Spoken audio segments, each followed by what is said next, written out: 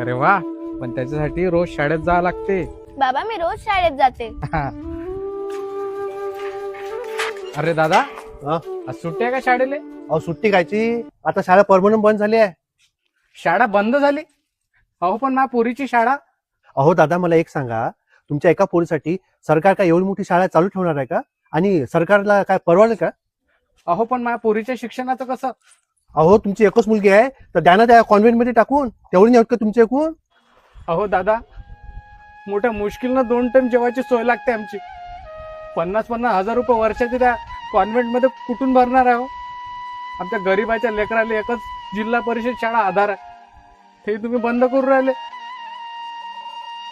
किती वेळा बोललो राजू आम्ही, ह्या शाळेतून लेकरं काढू नका काढू नका, पण गावातले लोक ऐकतात काय? मोठेपणा वाटत होता त्यांना की आमचं लेकरू प्रायव्हेट शाळेत शिकते म्हणून. पण आता गावातली शाळा बंद पाडली ना.